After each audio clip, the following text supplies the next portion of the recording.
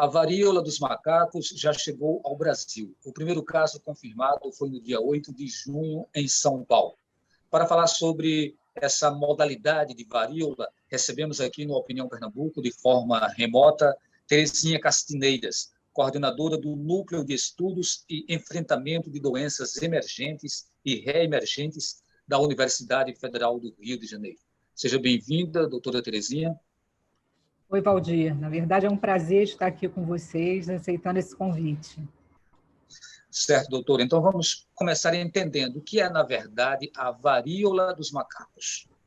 Então, a varíola dos macacos, né, conhecida como monkeypox no inglês, é uma infecção viral que é causada por um vírus, digamos assim, parente do vírus da varíola humana, né? Ele pertence ao mesmo gênero dos ortopoxis vírus.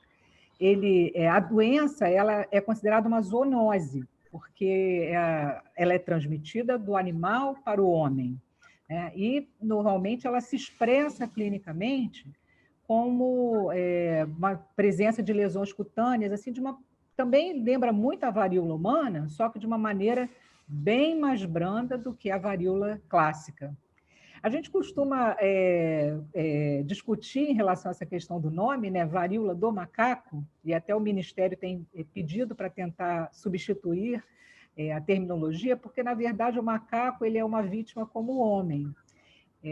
O grande reservatório na natureza é constituído pelos roedores. Tá? Doutora, a gente vai se aprofundar mais um pouco, né, ao longo desse programa sobre as causas, né, sintomas, né, consequências de se contrair essa varíola, mas nesse momento, como o mundo todo está atento a esse momento da propagação da varíola, eu perguntaria à senhora, né, como que está esse panorama de proliferação da doença no mundo. A gente tem informação de que já existem mais de 1.000 casos espalhados pelo mundo.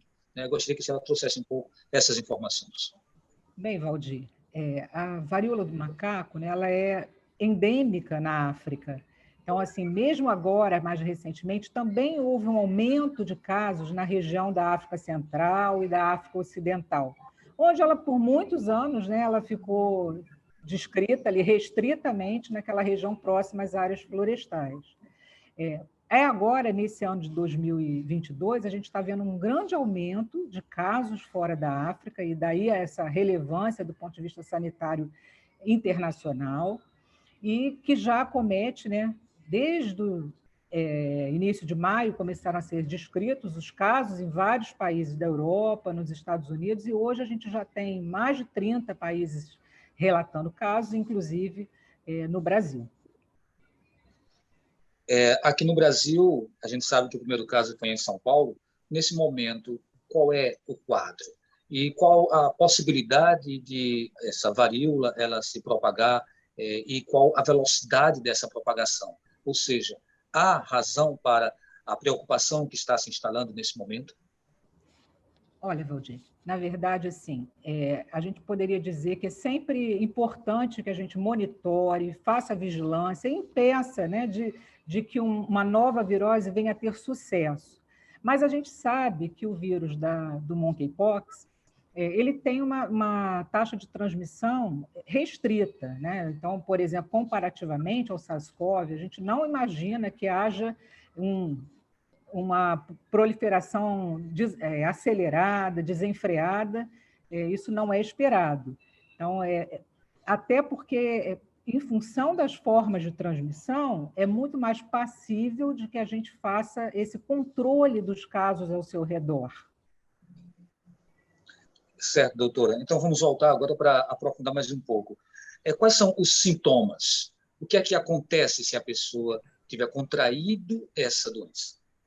Olha, Valdir, se o indivíduo se infecta, ele vai levar alguns dias para manifestar algum sintoma. Essa faixa de tempo, ela normalmente varia de 5 a 13 dias, mais ou menos, mas pode se estender até 21 dias. E esse tempo ele tem importância, né?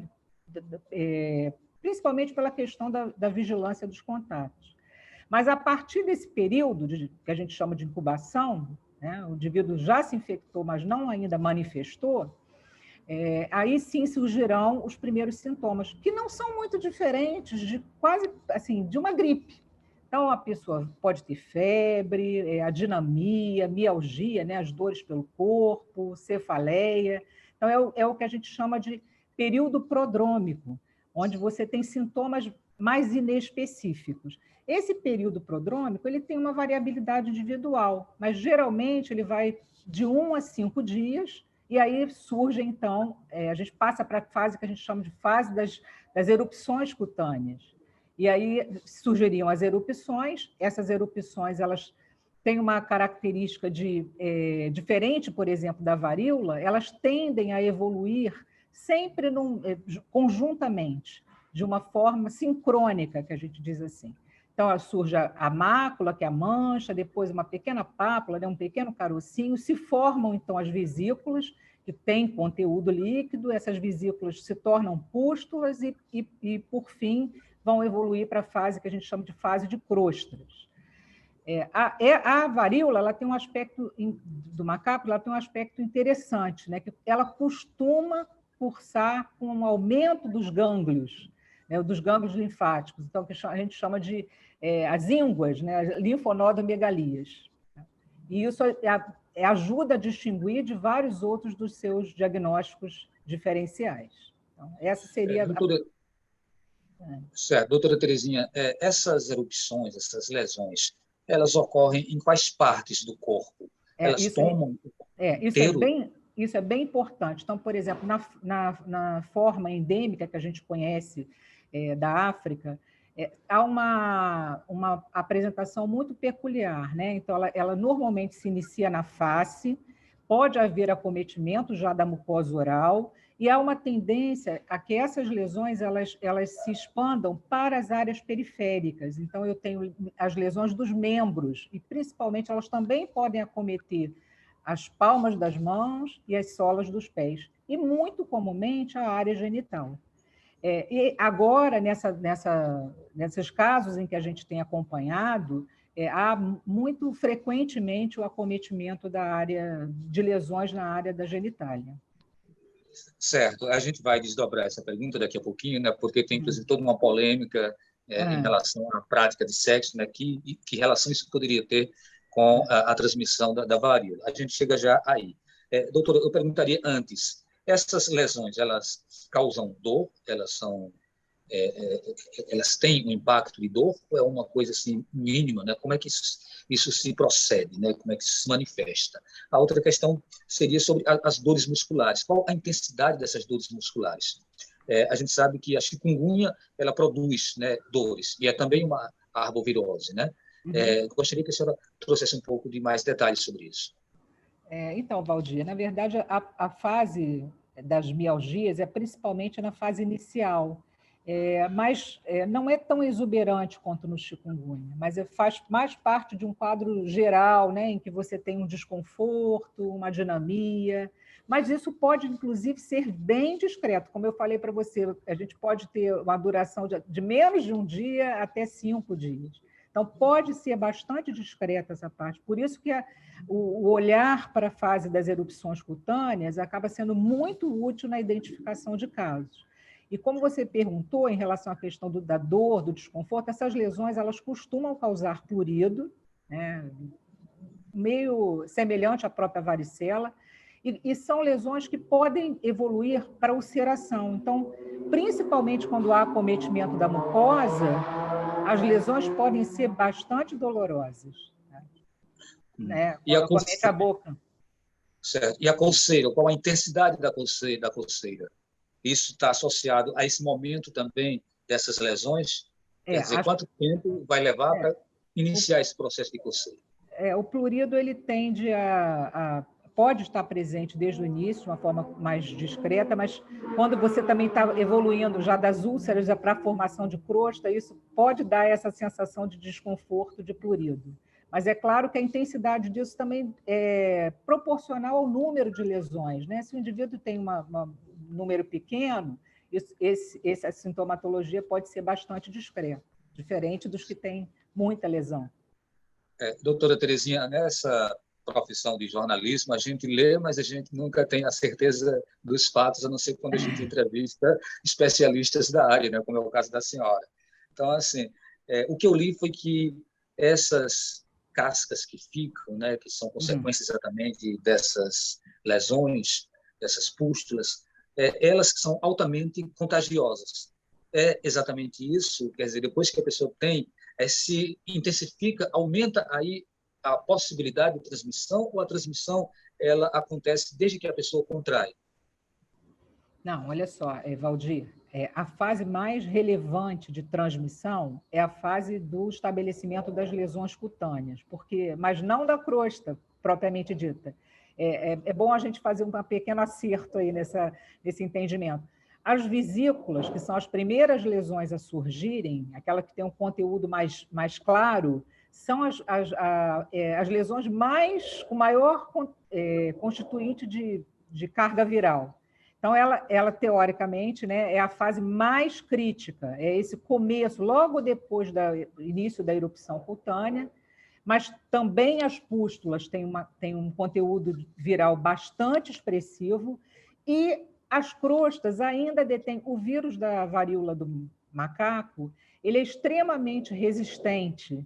Então, diferente, por exemplo, da varíola, né, em que a gente sabe que na fase das crostas a gente já tem é insignificativo do ponto de vista de transmissão, para a varíola, ela ainda é contagiosa e ainda é possível, por exemplo, isolar o vírus das lesões crostosas, né, na fase final. Por isso que a gente diz que todo o cuidado do afastamento, do isolamento do paciente, ele tem que perdurar enquanto durar todo esse processo e já tiver, então, caído as crostas e iniciando a cicatrização. Então, a gente vai fazer esclareceu, né? Vamos fazer o primeiro intervalo e daqui a pouco a gente retoma exatamente com essa pergunta que é a polêmica do momento, né? Que essa é a transmissão através do ato sexual. Doutora Terezinha Castineiras é coordenadora do Núcleo de Estudos em Enfrentamento de Doenças Emergentes e Reemergentes da Universidade Federal do Rio de Janeiro. Eu sou Valdir Oliveira e nós estamos fazendo um programa sobre varíola dos macacos. A gente volta daqui a pouquinho.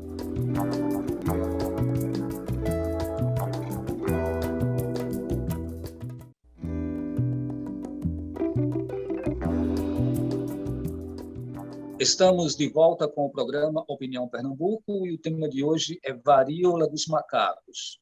Nossa entrevistada é Terezinha Castineiras, ela é coordenadora do Núcleo de Estudos e Enfrentamento de Doenças Emergentes e Reemergentes da Universidade Federal do Rio de Janeiro. Bem, doutora Terezinha, a Organização Mundial da Saúde, né, ela disse da possibilidade de haver transmissão através do ato sexual, mas isso tem causado grande polêmica, até porque a gente teve um momento muito difícil lá atrás, quando surgiu a AIDS, que se estigmatizou que essa transmissão ela seria uma transmissão em pessoas trans, em pessoas LGBTQIA+. Né? Então, assim, o que a gente pode trazer de informação para esclarecer os dados neste momento? Olha, Valdir, essa pergunta é muito importante, né? É relevante esse tema, e a gente deve ter o cuidado de pontuar que, na verdade, todos nós somos vulneráveis, porque a doença ela se transmite pelo contato com as lesões. Então, não é primariamente, não se classificaria de forma alguma como sexualmente transmissível. Ocorre que as vesículas elas se instalam em qualquer parte do corpo, e a gente acredita que boa parte disso se deva, né, ao fato da gente ter uma grande quantidade de vesículas na área genital, e pode facilitar com que essa transmissão ocorra. O vírus já até foi detectado, por exemplo, em sêmen e secreção vaginal, mas esses trabalhos eles são incipientes, e tudo que tem sido mostrado é que a carga viral nesses materiais é uma carga viral relativamente baixa, ou seja, menos importante para a transmissão do que o conteúdo das vesículas que podem acometer várias partes do nosso corpo. Então, a gente tem que ter isso em mente, né? Então, a importância dessa transmissão do contato, a importância das medidas para reduzir esse tipo de transmissão, mas que vale para todos, e não especificamente para os grupos citados.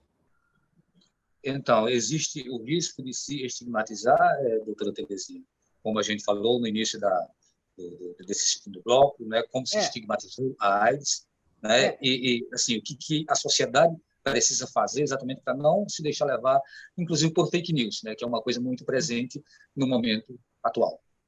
Então, Valdir, tecnicamente a gente tem se esforçado por pontuar, né, eu acho que quanto mais informa, mais esclarece, mais a gente desmistifica. Então, esse trabalho hoje que você está fazendo aqui é fundamental, né? Então, que a gente use os meios de comunicação, que a gente faça as pessoas entenderem, até porque uma compreensão incorreta aí sim a gente pode ter proporções maiores do que a gente imagina do ponto de vista do nosso esforço de controle. Então, eu acho que é informando, eu acho que a base é essa, é educar, informar, porque e aí a gente desmistifica intuitivamente. Em linhas gerais, quem está suscetível a contrair esse vírus? A outra coisa, quem tem uma carga de imunidade, uma carga imunológica maior, estaria, de certa forma, mais protegido? Como é que isso funciona? Então, olha só, como a doença ela se transmite primariamente pelo contato, né, como eu expliquei desde o início, né, da questão das lesões ricas em vírus, é claro que o entorno de um indivíduo infectado ele se torna mais vulnerável à ocorrência de casos secundários. Então, eu diria que o domicílio, o profissional de saúde que atende aquele indivíduo, né? Então, são as pessoas mais próximas, e geralmente é esse o primeiro alvo, o contato domiciliar e o profissional de saúde que atende esse indivíduo. Então, eu diria que a gente tem que ter um olhar, mas quando você me perguntou e quem é suscetível, somos todos. Então, isso eu acho que tem que bater a tecla de que ninguém está isento, né? Desde que... Independente da faixa etária também, não é, doutor? Exatamente. Diferente da Independente. COVID. A COVID, né, tem estudos que dizem que ela seria mais incidente em pessoas com maior idade. No caso da varíola dos macacos, essa diferenciação não existe. Na verdade, a Covid ela tende a ser mais grave. Às vezes a gente tem uma visão um pouco diferente, porque o fato da doença ser mais grave numa faixa etária não significa que ela não ocorra, né? De fato, as crianças tendem a ter quadros pouco sintomáticos e muitas vezes não chegam a serem diagnosticados. Mas no caso do monkeypox, a gente não tem restrição etária, o que a gente em relação à possibilidade de se infectar, desde que atendidas a esse contexto que eu expliquei. Mas a gente sabe que os casos mais graves podem ocorrer nas crianças, nas gestantes e nos pacientes com alguma situação de imunossupressão. Podem ter quadros mais significativos, sim. O que os países, o que os governos podem fazer para que não haja uma proliferação mais acentuada e que isso não se transforme num grande surto, numa pandemia, né? A exemplo do que aconteceu com a própria Covid. O que é essencial é a gente estar alerta, é monitorar, então, né, tornar o nosso sistema de vigilância bastante sensível. Então, nesse momento, nós chegamos aos nossos profissionais de saúde da ponta, permitindo que se esclareçam casos que possam suscitar qualquer dúvida. Então, essa grande sensibilidade do sistema vai fazer com que a gente consiga localizar os primeiros casos, se faça as ações de contenção nos seus contactantes, e com isso, certamente, a gente não terá uma transmissão desenfreada. Essa é a ideia. Entendeu? Houve um esforço mundial para se conter a varíola humana, a varíola mais tradicional, inclusive com campanhas de vacinação. E aí eu pergunto, nós devemos evoluir para alguma campanha de vacinação envolvendo essa modalidade de varíola ou a vacina clássica ela já serviria? Não, olha só, Valdir. A varíola, na verdade, foi o nosso primeiro grande êxito, né, de erradicação com a vacinação. Então, a varíola foi considerada erradicada desde 1980. Mas essa vacina desenvolvida para a varíola, ela, na verdade, ela é protetora para qualquer ortopoxvírus. Então, a gente sabe que as vacinas que têm atuação para a varíola, e elas continuaram a ser desenvolvidas, até por uma questão de preocupação com guerra biológica. A gente, até hoje, tem todo um esforço concentrado, né, no desenvolvimento desses imunos. E ela é atuante para o monkeypox.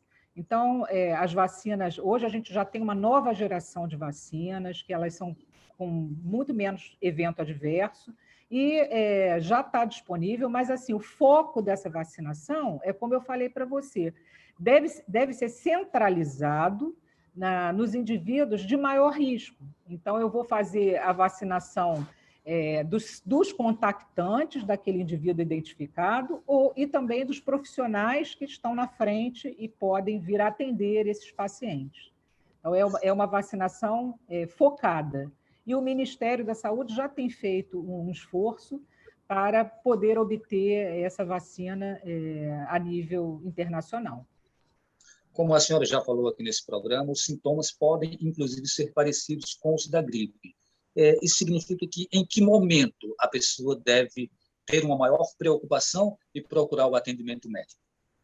Não, a preocupação, principalmente nessa fase inicial, é a fase das lesões que vai chamar a atenção do indivíduo. Então, se o indivíduo surgirem lesões, e aí eu diria as lesões vesiculares na face, que, como eu expliquei, e se esse indivíduo, a gente tem dois parâmetros, se há um histórico, por exemplo, de viagem recente à Europa, aos países onde a gente já tem uma descrição mais significativa de casos, né, como a Inglaterra, como a Espanha, como Portugal, que a gente tem um grande contingente de movimento dessas áreas e evolui assim com um quadro, né, menos de 21 dias de retorno, com um quadro de aparecimento dessas lesões cutâneas, ela deve procurar atendimento, sim.